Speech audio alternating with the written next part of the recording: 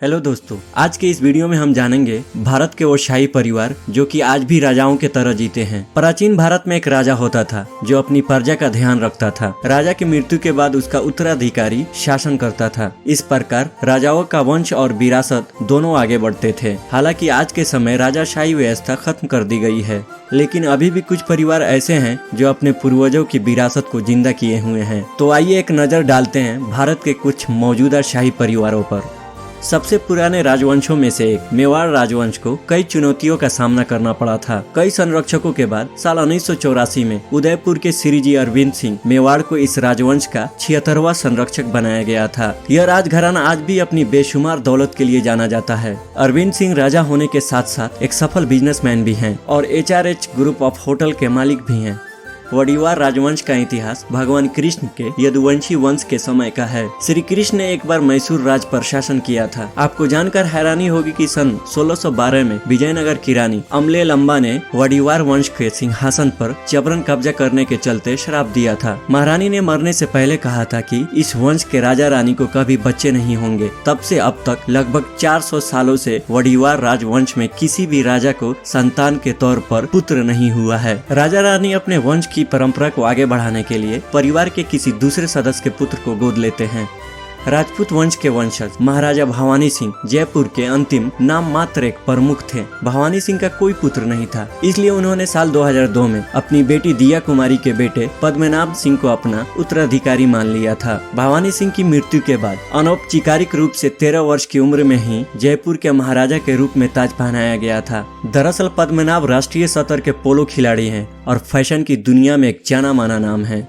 अल्सीसर के शाही परिवार ने खेतड़ी के राज पर शासन किया था। वर्तमान में इस परिवार के मुखिया महाराजा अभिमन्यु सिंह हैं। राजस्थान के इस शाही परिवार के जयपुर और रणथंभ भौर में महल है। अभिमन्यु काफी लोकप्रिय हैं क्योंकि वो मैग्नेटिक फिल्म फेस्टिवल के कोऑर्डिनेटर हैं। उन्हें भारत का पार्टी प्रिंस भी कहा जाता है। जोधपुर पहले राठौर द्वारा शासित था। इसकी स्थापना 8वीं शताब्दी में हुई थी। महाराजा जग सिंह इस राज के वर्तमान शासक हैं। महाराजा गज सिंह राज्यसभा के सदस्य थे और उन्होंने त्रिनाद और तोवैको में भारतीय उच्चायुक्त के रूप में भी कार्य किया था। इसके अलावा वह मेहरानगढ़ किले के भी मालिक हैं। गायकवाड़ ने 18वीं शताब्दी की शुरुआत से ही बड़ौदा में सत्ता संभाली थी। महाराणा रंजीत प्रताप सिंह गायकवाड़ की मृत्यु के बाद उनके पुत्र समरजीत सिंह उत्तराधिकारी बने थे। साल 2012 में उन्हें लक्ष्मी विलास पैलेस में महाराजा का ताज पहनाया गया था। जब वो सिंहासन पर बैठे थे तो उन्होंने अपने चाचा संग्राम सिंह गायकवाड़ के साथ मिलकर 20,000 करोड़ रुपये से अधिक के कानूनी विरासत के विवाद को सुलझाया था।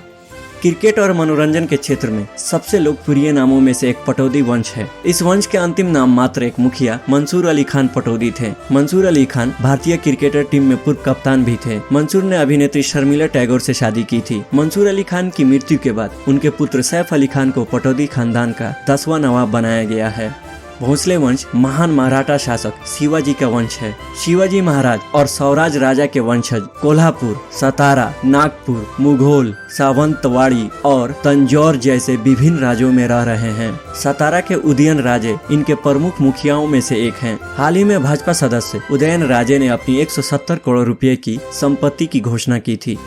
भारत के बारबंश भोपाल में रहते हैं। इस भारतीय परिवार को बारबंश भोपाल के नाम से भी जाना जाता है। बारबन भोपाल परिवार के वर्तमान मुखिया बल्थाजार नेपोलियन 4 डी बारबन हैं, जो पेशे से वकील हैं। भले ही राजाशाही खत्म हो गई हो, लेकिन राजघरानों के मूल्यों और परंपराओं ने हमेशा हमारे इतिहास की संस्कृति को समृद्ध किया है। हमें कमेंट में जरूर बताइए कि इनमें से कौन सा राजवंश आपको सबसे अच्छा लगा है।